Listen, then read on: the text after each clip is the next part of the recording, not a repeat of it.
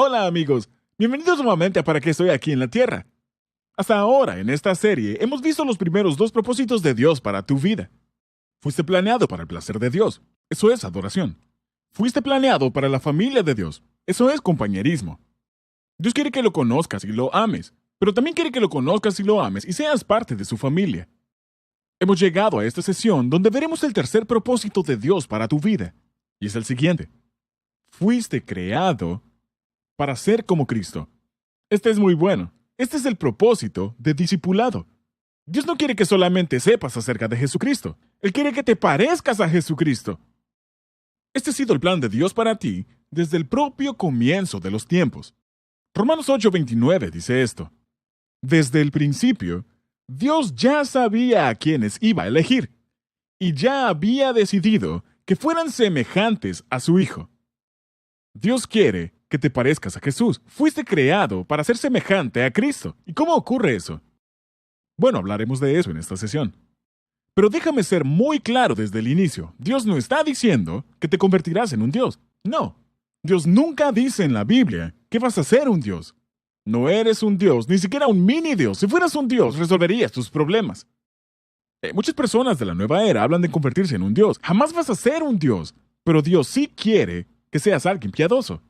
Quiere que desarrolles un carácter como el de Cristo, que veas las cosas como Jesús las ve, que aprendas, que pienses, que actúes, que hables, que ames, que sirvas, que compartas, como lo hace Jesús. Él quiere que seas como Jesús en cada área de tu vida. La Biblia lo dice de esta forma. Debemos crecer en todo hacia Cristo. Efesios 4:15. El crecimiento espiritual es un proceso de por vida, al igual que el crecimiento físico. No ocurre de la noche a la mañana.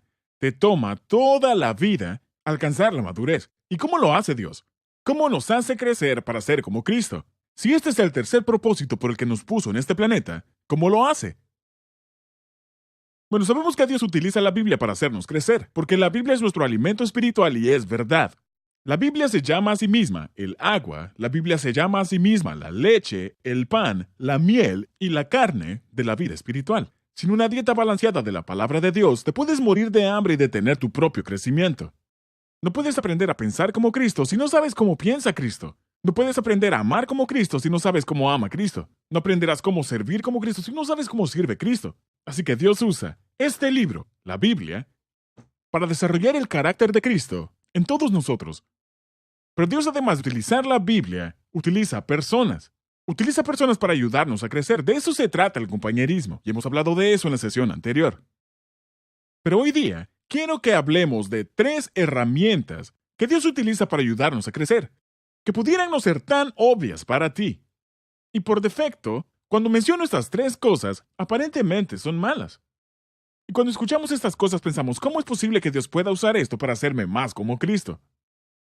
Pero necesitamos recordar lo que dice la Biblia. Romanos 8:28, el verso anterior al que acabo de leer, dice esto. Dios dispone todas las cosas, observa, todas las cosas para el bien de quienes lo aman, los que han sido llamados de acuerdo con su propósito.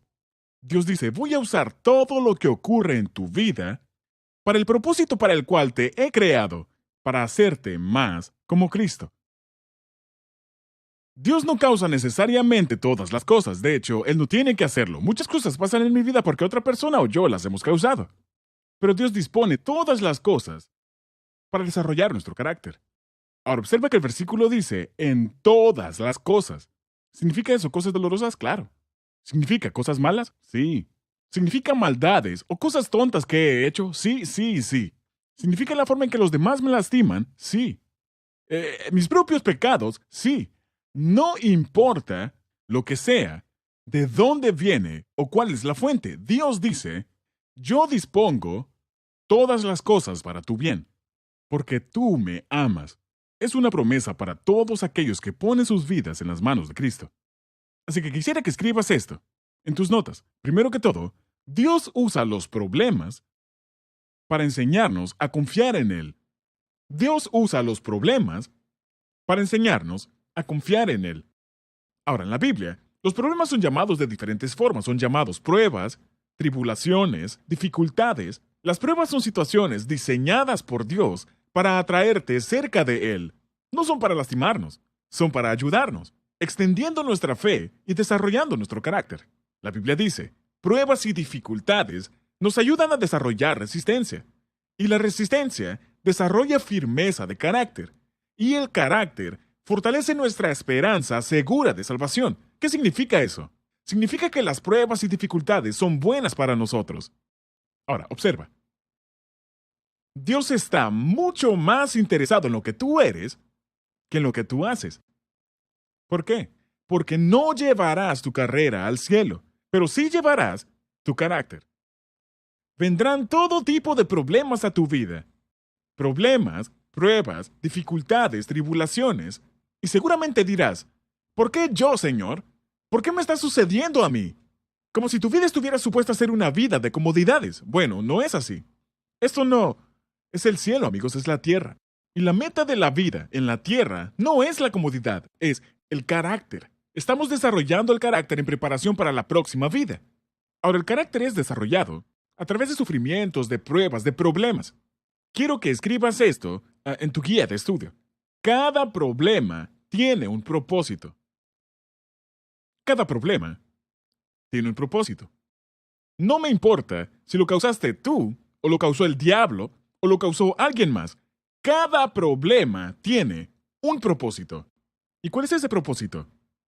Es el tercer propósito de Dios para tu vida. Hacerte como Jesucristo. Crear carácter en tu vida. Fuiste creado para parecerte a Cristo. Y Dios usa todas esas circunstancias para ese propósito. Sabes, Jesús atravesó muchas pruebas y problemas en su vida. Pero su mayor prueba fue, de hecho, la noche antes de ser crucificado. Él sabía que iba a enfrentar la cruz el día siguiente.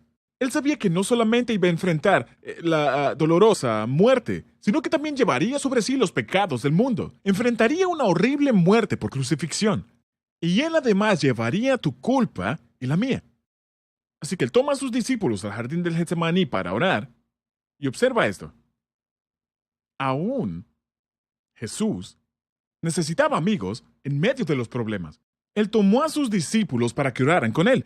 Aún Jesús necesitaba amigos. Es por eso que necesitas un grupo pequeño al atravesar los problemas. Es por eso que necesitas compañerismo. Nadie está supuesto a atravesar los problemas de la vida por sí solo. Aún Jesús necesitó un grupo pequeño. Jesús dijo, es tan la angustia que me invade que me siento morir. En Marcos capítulo 14. ¿Alguna vez has sentido ese tipo de presión? Y observa cómo responde Jesús ante los problemas. En Marcos 14:36 dice esto. Abba, Padre, clamó. Todo es posible para ti.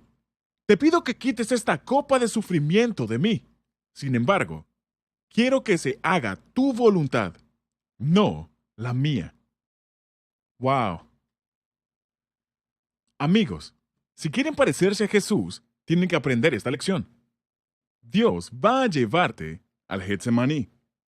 Él permitirá que atravieses problemas. Pero cuando los atravieses, está bien decirle a Dios, Dios, esto no me gusta. No me gusta para nada. Quiero que te lo puedas llevar. Está bien decirle a Dios exactamente cómo te sientes. Pero si quieres parecerte a Jesucristo, tienes que aprender a confiar en Dios completamente, aun cuando las cosas parecen terribles. Cuando tu vida se destruye en pedazos y dices, no puedo entenderlo, me estoy muriendo. Me estoy hundiendo. Ya no puedo soportarlo.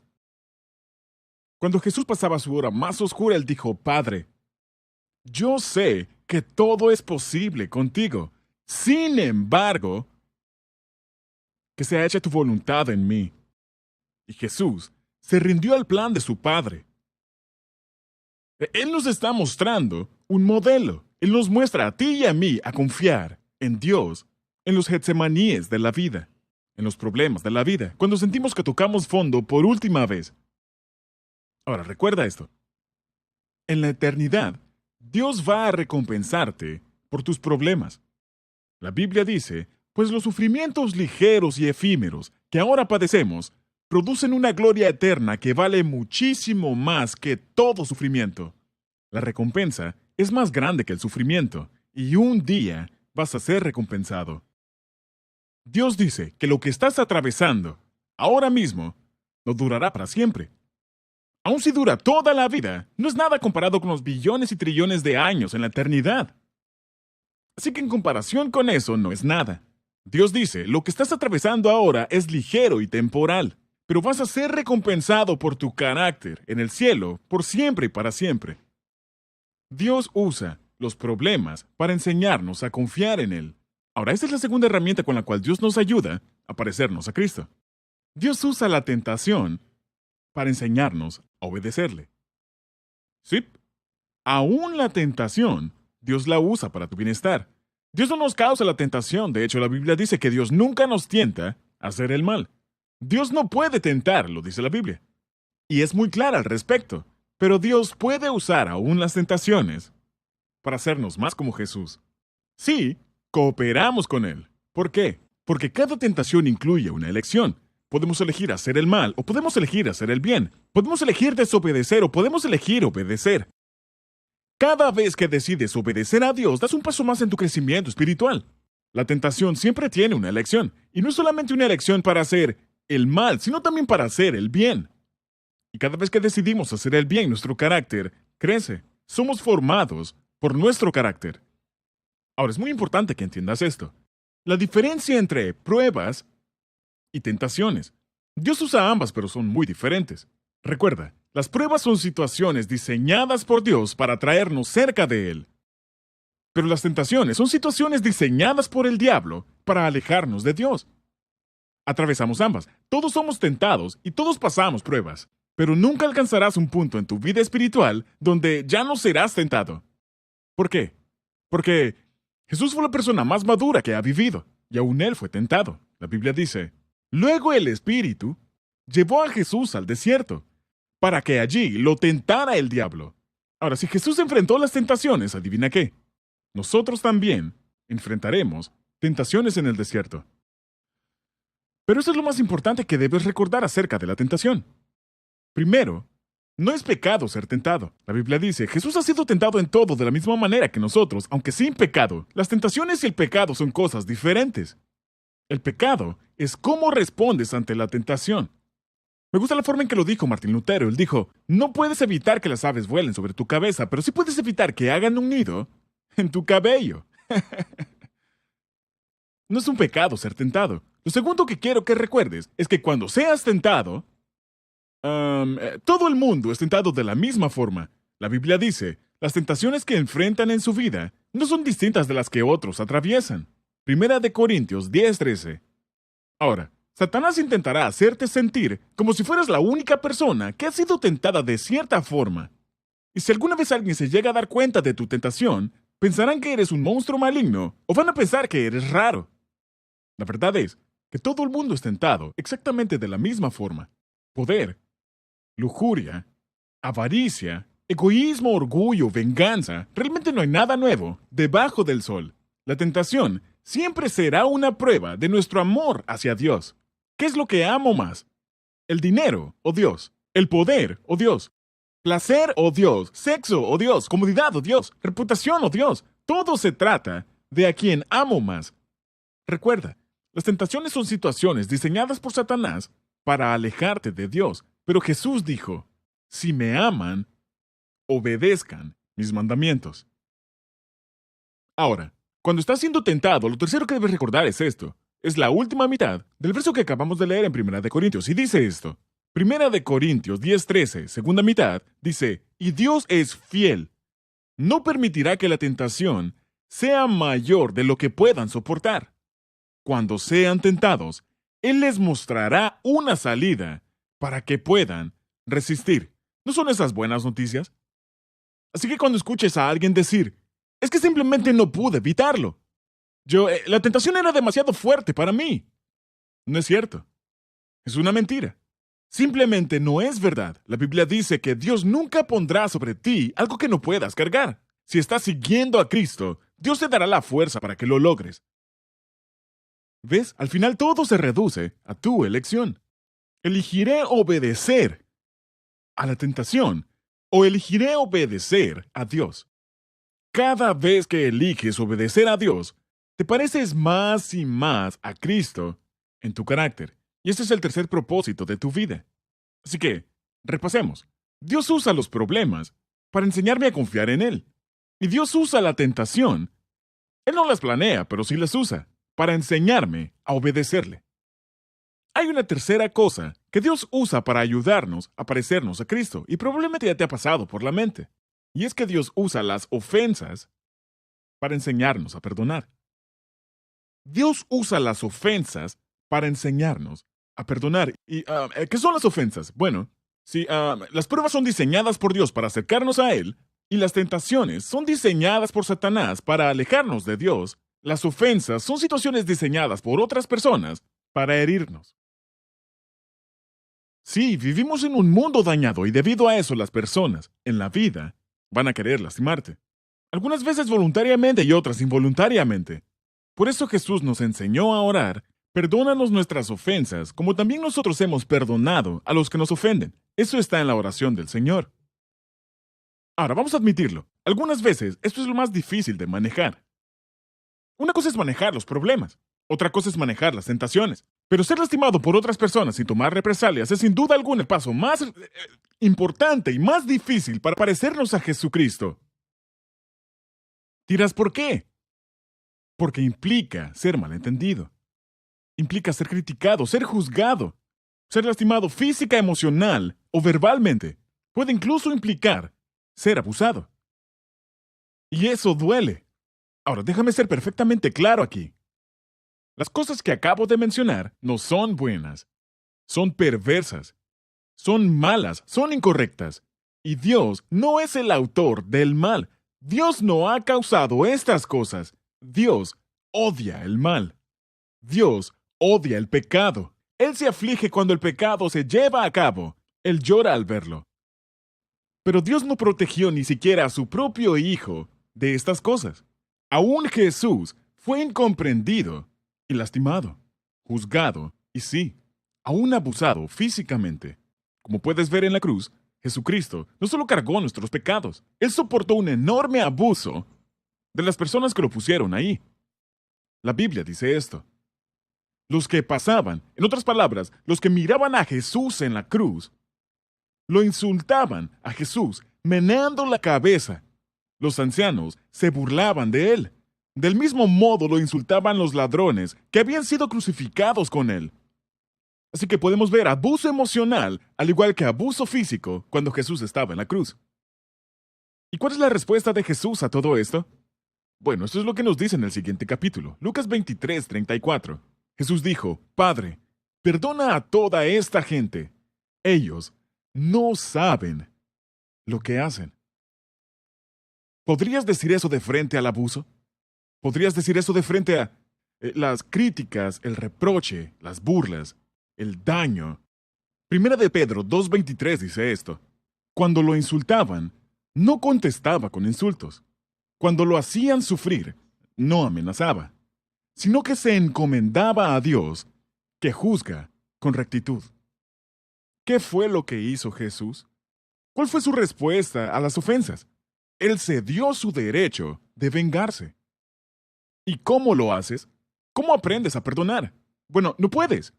No puedes aprender a perdonar, a menos que alguien te lastime. ¿Puedes ver ahora por qué es esto tan importante? El perdón es una de las cualidades primarias de Dios. El perdón es piadoso. Dios nos perdona constantemente a ti y a mí. Así que Dios quiere que aprendamos a perdonar. Y es por eso que Él permite heridas en nuestra vida para que nos parezcamos a Jesús. Ahora, nuevamente, esta es una de las lecciones más difíciles que tendrás que aprender. Así que déjame darte dos pequeñas sugerencias para cuando la gente te lastime, ya sea voluntaria o involuntariamente. Deberías escribir esto. Número 1. Recuerda que Dios te ha perdonado. La Biblia dice: perdónense mutuamente como Dios los perdonó a ustedes en Cristo. Efesios 4:32. Dios nunca va a pedirte que perdones a alguien más de lo que ya has sido perdonado por Él. Recuerda, Dios te ha perdonado. Número 2, recuerda esto. Dios está en control. Y cuando alguien más te lastima, aun si es realmente para mal, Dios lo usará para bien en tu vida.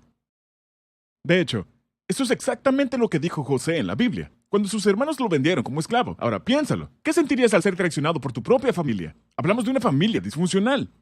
Y Dios tenía un plan Aún a pesar de esa disfunción, José fue vendido por sus hermanos como esclavo, llevado a Egipto, falsamente acusado de violación y tirado en prisión. Los primeros 40 años de José no fueron más que sufrimiento, dolores de cabeza y traición. Y él no tenía idea de por qué ocurrían las cosas, de por qué todo salía mal en su vida. Y él confió en Dios todo el tiempo y mantuvo el espíritu de perdón. Dios sabía exactamente dónde estaba José. Dios tenía a José exactamente donde él lo quería, aun cuando estaba en prisión. Y cuando llegó el momento correcto, Dios levantó a José y lo sacó del dolor para ser el segundo al mando de toda la nación de Egipto, que era el país más poderoso del mundo en aquel tiempo. Y debido al liderazgo de José, todo Egipto y toda la familia de José se salvó de la hambruna cuando ésta llegó. Puedes leer la historia completa en Génesis 37 al 47, es una historia asombrosa. Cuando los hermanos de José llegaron a Egipto por comida, ellos no se dieron cuenta de quién era, y cuando lo tuvieron frente a frente pensaron que era solamente un oficial egipcio. Pero cuando José les reveló su identidad a ellos, realmente se asustaron. Pensaron que tomaría represalias y los mataría. Pero eso es lo que José les dijo a sus hermanos. Ustedes pensaron hacerme mal, pero Dios transformó ese mal en bien para lograr lo que hoy estamos viendo, salvar la vida de mucha gente. José sabía que en todas las cosas, Dios obra para bien de los que le aman y son llamados de acuerdo a su propósito. Este es un cimiento fundamental de vivir una vida con propósito. Que Dios usa los problemas para aprender a confiar en Él. Para que aprendamos a confiar en Él. Dios usa la tentación para que aprendamos a obedecerle. Y Dios usa las ofensas para que aprendamos a perdonar a otros.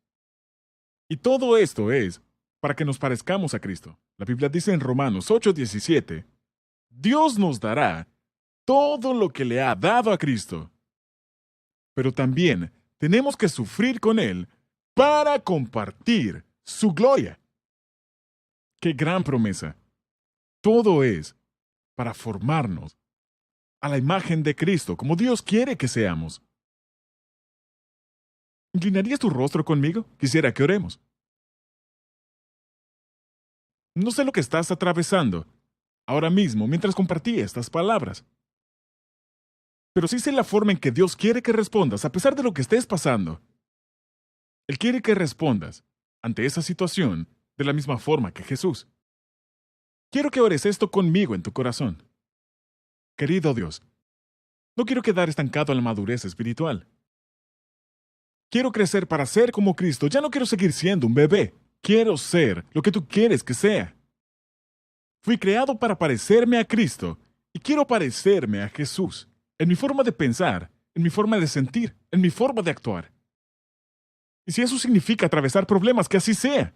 Que tu voluntad sea hecha en mi vida. Confiaré en ti. Si eso significa atravesar el desierto, por favor, dame la fuerza para hacer buenas elecciones.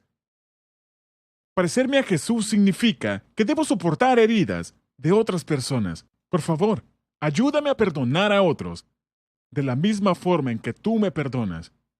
Y esto lo pido en el nombre de Jesús. Amén.